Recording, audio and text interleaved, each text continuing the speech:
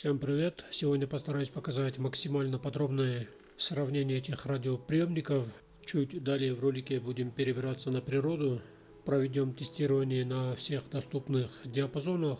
А для тех, кому интересна комплектация, поставки и функциональные возможности, то для этого у нас есть на канале максимально подробные обзоры. И если у кого остались какие сомнения, надеюсь, этот ролик поможет определиться с выбором. Но в числе этих приемников есть еще такая модель, на которой у нас не было отдельного обзора, хотя эти два прибора почти похожи по функционалу, одинаковые дисплеи и почти одинаковые размеры. Сейчас все это посмотрим более подробно. Всем приятного просмотра.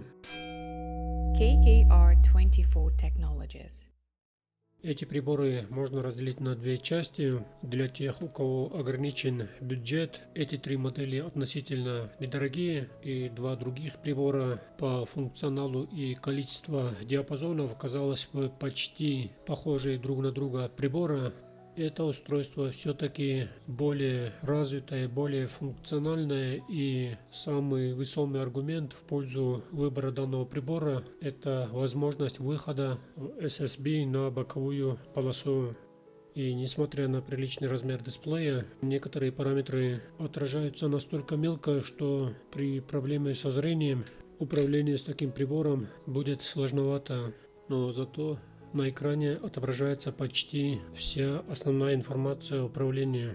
Второй прибор более простой в управлении и куда проще освоить для начинающего пользователя. И если нет любопытства слушать хулиганов, то этот прибор, на мой взгляд, лучшее соотношение цены и функционала, поскольку тут тоже есть почти все те же самые диапазоны частот, которые поддерживает более старшая 110 модель.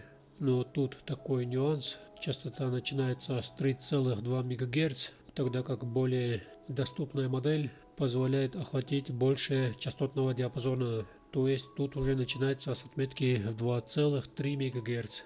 А вот верхняя планка на обоих приборах показывает одинаковые 30 МГц. И еще очень важный параметр перемещения по столь широкому частотному диапазону на этом приборе реализовано относительно неплохо. На этом приборе, благодаря наличию валкодера, процесс перемещения еще более удобный. 30 МГц это все еще не предел возможности приема. Помимо CB диапазонов, тут есть и авиадиапазон. Это уже частоты свыше 118 МГц. Это для тех, кто любит слушать диспетчеров, но этим тоже приемники не ограничиваются. Есть еще более сверхвысокочастотный диапазон, и как видим, на этом приборе потолок 230 МГц. Сюда же помимо авиа попадает еще и морская рация и другие частотные диапазоны, возможно, и незначительная часть спутникового вещания, хотя для приема сатком и еще более высокочастотных каналов все-таки лучше этот прибор, поскольку здесь уже частота поддерживается свыше 500 МГц. И этот диапазон, помимо всяких полезных сигналов, сюда же попадают и частично сигналы от пульта дистанционного управления, к примеру, управление сигнализацией и так далее. Речная радиосвязь также укладывается в диапазон только этой модели. В общем, это чудо стоит прилично дорого, но имеет более широкие возможности. И еще один плюс в копилку данного прибора — наличие современного порта USB Type-C, тогда как у всех остальных для зарядки применяется более устаревающий с каждым днем стандарт microUSB. Хотя на этом приборе нет ни того, ни другого, и применяются самые что есть обычные элементы питания стандарта 3А 1,5 вольт. Хотя здесь с успехом можно использовать и никель-металл-гидридные аккумуляторы с более низким напряжением. Поэтому в этих трех приборах, несмотря на разный тип аккумулятора, емкость примерно одинаковая. Хотя в этом приборе лучше бы предусмотрели три элемента стандарта 3А. Емкости тогда было бы больше, а батарейки или хоть аккумуляторы достать куда было бы попроще. Что же касается этого прибора, конкретно мой экземпляр идет встроенным аккумулятором, хотя сам прибор с завода уже настроен на возможность применения стандартных элементов питания на 1,5 вольта.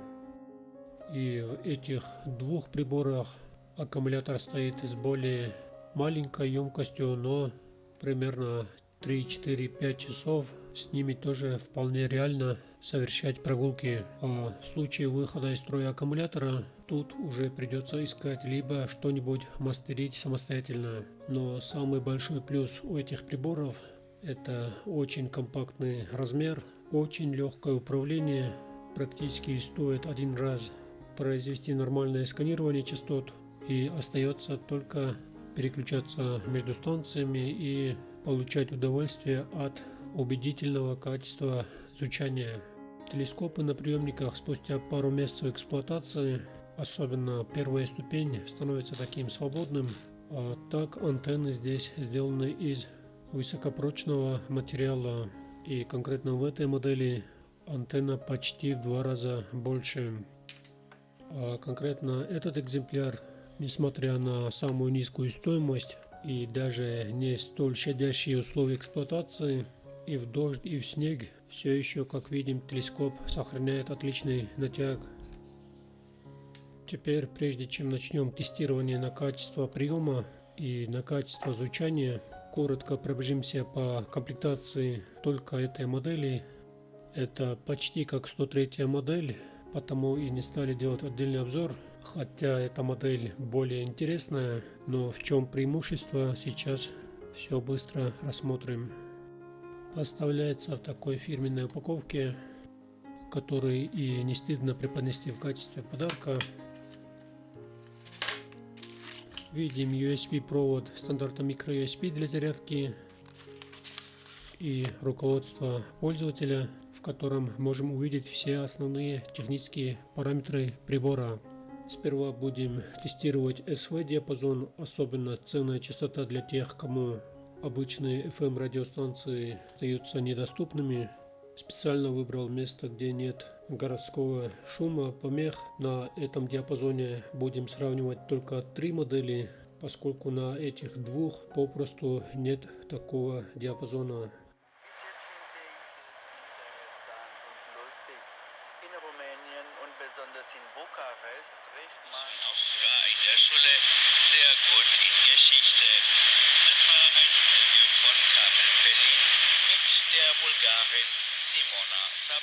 Sie empfangen uns auch über den Satelliten Eutelsat 16 auf 16 Grad Ost, Symbolrate 29950, Standard DVB-S2.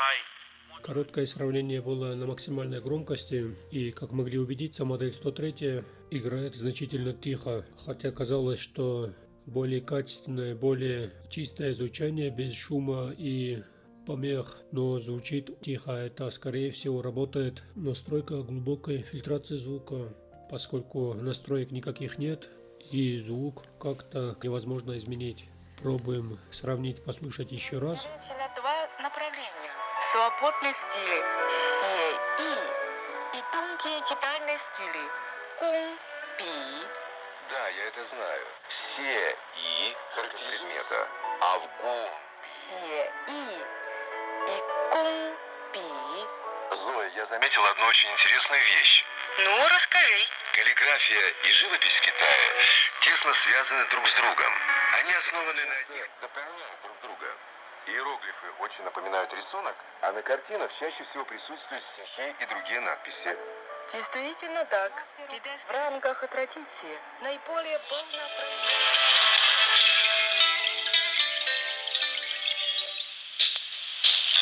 Скажи, а чем отличается танжуан от другой одежды? Считается, что танжуан появился в результате изменения мужской куртки магуа, типичной для эпохи Цин. Обычно ее носили поверх традиционного рюшка посредине куртки. Если смогли заметить, на модели 103 звук снова чистый, но ощущение, что идет грубая фильтрация звука, обрезка верхней частоты в большей степени, и по громкости все-таки остается лучшим модель 110, тогда как 105 модель хорошо показывает как по громкости, так и по качеству извлекаемого сигнала. Но опять же в 110 модели есть варианты настройки регулировки ширины полосы пропускания. Точно так же в обеих моделях присутствует выход на внешнюю антенну, и тем самым еще более лучшим образом повысить качество приема сигнала. С появлением темноты сейчас будем пробовать тест на средние волны. Можете писать в комментариях, кому что больше нравится.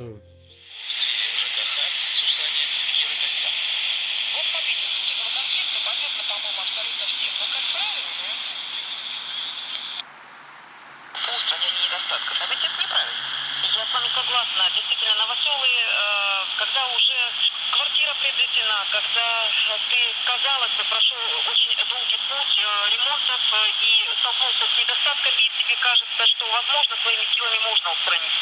Но это неверное решение, потому что недостатки недостатком рознь. Амплитудная модуляция здесь, кажется, реализована лучше. Показалось меньше шума. Чтобы убедиться, посмотрим еще одну частоту. Разного рода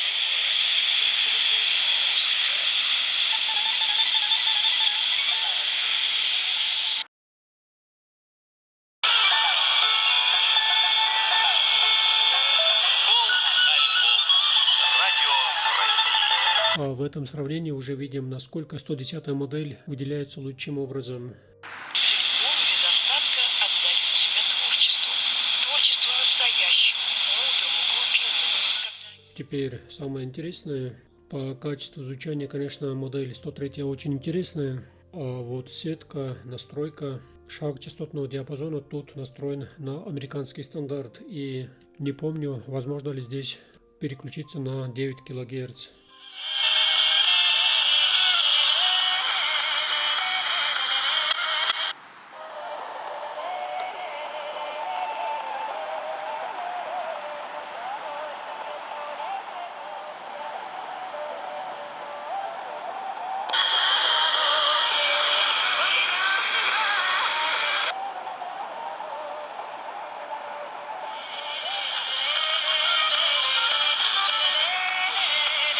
Не знаю как, но звук очень сильно приглушенный. И снова разница очевидна в пользу 110 модели. Динамик, который применяется в этом приборе, чтобы не вводить в резонанс, возможно, применяется глубокая фильтрация, и из-за этого можем наблюдать вот такое приглушенное качество передачи сигнала. Хотя при высоком качестве, особенно на частотной модуляции входного сигнала, чем этот приемник играет ничуть не хуже. Но сейчас самое интересное, будем сравнивать самый дорогой и самый доступный, так скажем.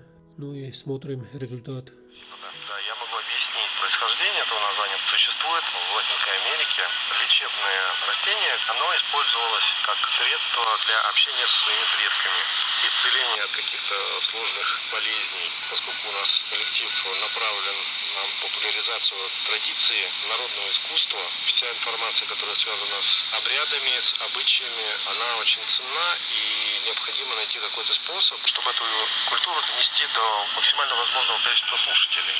Очень сложно воспринимать эту традицию в чистом... Вроде неплохо, но 110 модель принимает, играет лучше.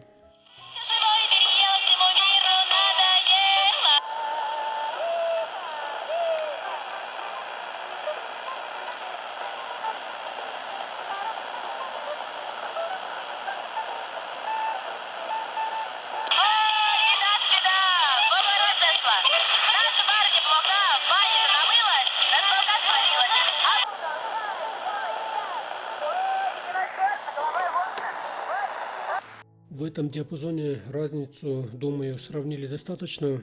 110 модель, если отличается лучшим образом, то модель 105 и самая доступная 106 модель также играют относительно неплохо. Учитывая цену последней модели почти в несколько раз, то это вообще отличный результат. И прежде чем сравним качество звучания на FM диапазоне, А с появлением в небе железных птиц грех не показать и авиадиапазон, хотя такую частоту снова поддерживают только две более дорогие модели.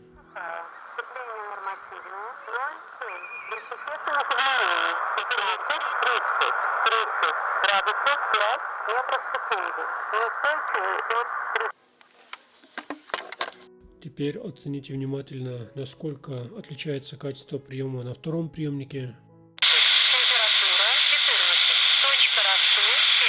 Юней 1,018 ВТП 88 сухая. Сцепление нормативное 0. Думаю, здесь комментарии будут лишние. Самара Турович 16 30 20 градусов за метров в секунду. Условия хорошие. Температура 28. Точка Ростов 15. Юней 0,043 расчищено. Сцепление нормативное 0,6. Но это еще не все заслуги данного приемника. Здесь также отлично принимаются и частоты CB-диапазона. Для примера смотрим и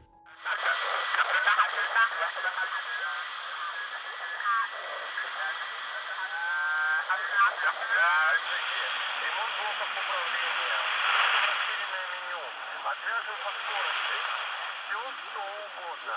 В наличии оригинал и дубликаты. Звоните звездочка.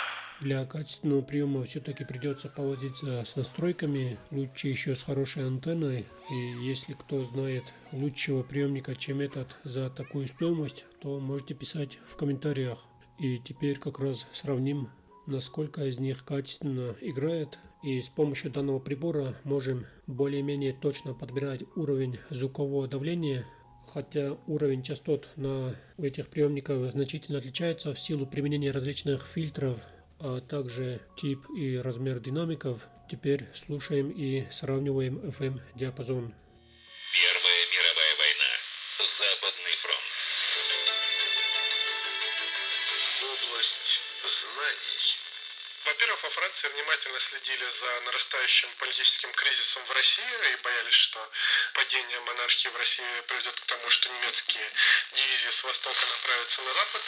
При этом в Германии реализовывалась широкая программа мобилизации промышленности, так называемая программа Гинденбурга, которая позволила фактически за год увеличить военное производство вдвое. Если успели заметить, то этот прибор ловит меньше помех и звук более звонкий, выразительный, но опять же это более металлическое звучание, поскольку применяется полиэтиленовый, похожий на клеенку диффузор, и уже чуть на более высокой громкости начинает смазывать всю картину, то есть слишком плоский динамик и самый худший результат в плане прослушивания музыки. В остальном достоинство это низкая стоимость, ну и отличная практичность. Можно носить и в снег, и в дождь. В целом за свою цену отличный радиоприемник. Они не вели к быстрому решению этого вопроса. Французским главнокомандующим становится Робер Нивель. С его именем связано известное самое наступление союзников в 1917 году. Захватывали в течение полугода фактически двумя атаками 20. Бесподобное качество по сравнению с двумя предыдущими аппаратами, хотя здесь следует учесть, возможно, такая частота звучания достигается и хорошей обработкой сигнала. Видим очень хорошее качество приема и отличное качество звучания. Пейзажа, хотя могла спокойно двигаться по тыловым дорогам. Нивель не хотел мириться с мощью укреплений противника. В этом году назревал нефтяной кризис. Армия Антанты в основном получала топливо от Соединенных Штатов Америки, морю, естественно. А так как Германия вела неограниченную подводную войну, эти поставки были поставлены под угрозой. Антанта вынуждена перешла к обороне, и инициатива... По качеству звучания здесь даже есть более лучшая реализация высокочастотного диапазона, лучше, чем ниже всех представленных, и музыкальная сцена этот приемник гораздо приятнее слушать. При наличии дополнительной внешней памяти, для которого предусмотрен этот слот, и выбирая соответственное положение на приемнике, можно пользоваться устройством в качестве MP3 плеера. В середине положения переключателя это отключение устройства, и снизу режим это уже работа прибора в качестве радиоприемника. И отдельной кнопкой также может переключаться из амплитудной модуляции в частотную модуляцию, быстрое переключение с КВ диапазона на режим приема средних волн и еще одна кнопка на приборе, которая позволяет переключать приемники в режим ручного перемещения по частотному диапазону, то есть позволяет производить ручной поиск с помощью качельки. Еще одно нажатие, и теперь приемник может переключаться между ранее сохраненными ячейками памяти, то есть радиостанциями.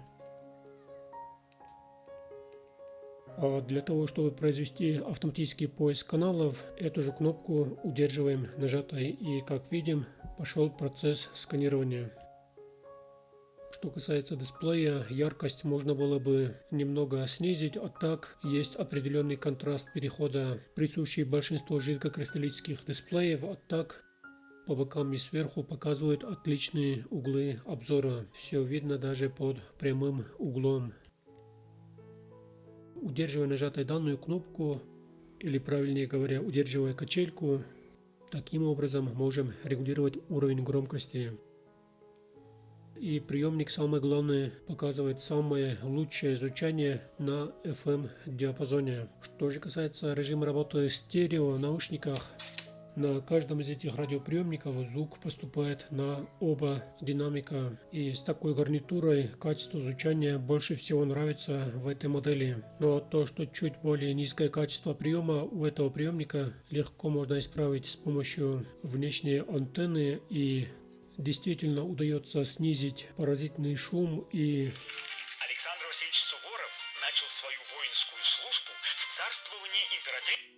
И как можем убедиться, таким образом удается максимально чисто извлекать сигнал из радиостанции. Особенно на устойчивом сигнале звук в наушниках больше нравится, более естественное звучание, но и очень хороший запас по уровню громкости. И конкретно этот прибор, если в динамик, особенно в FM диапазоне, играет отлично, то в наушниках также чувствуется нехватка верхней планки высоких частот. А так, этот приемник также неплохо звучит в наушниках, но здесь по поводу высоких частот, наоборот, может задираться далеко вверх, и качество звучания немного ярко все играет, то с тяжелой музыкой, особенно на большой громкости, менее приятно слушать, чем на 105 модели. Подводя итоги, можно сказать, что эта модель показывает отличную работу на прием средних волн, учитывая, что на нашей необъятной стране еще очень много регионов, куда не достают обычные FM радиостанции, и таким устройством хотя бы как-то можно вытягивать различные радиостанции. А при стационарном применении, учитывая наличие отдельного гнезда для внешней антенны, то этот прибор открывает еще более широкие возможности. А для тех, кто находится в городе в окружении большого количества со стабильным сигналом радиостанций, то эти два прибора, на мой взгляд, самые оптимальные. Особенно 103 модель уже больше года в пользовании, и из минусов то, что можно сказать, сложная реализация работы с КВ диапазоном, то есть СВ диапазон при столь широком диапазоне очень сложно и очень долго перемещаться. И возможно по той причине родилась данная модель, которую освоить значительно проще, и это немаловажно, особенно для более старшего поколения пользователей. А учитывая столь компактный размер этих приборов, на мой взгляд, лучшее решение для постоянных прогулок, учитывая особенно отличное качество приема в FM диапазоне и прекрасное качество звучания. Но для тех, кому все-таки даже в этом устройстве покажется что-то не хватает, то одним глазом можно познакомиться с этим прибором, который только-только изучаем, и, наверное, уже догадались, что за модель, и скоро будем готовить обзор. Не забывайте делать репост, поддержку лайками, комментариями. Всем спасибо за просмотр и до новой встречи.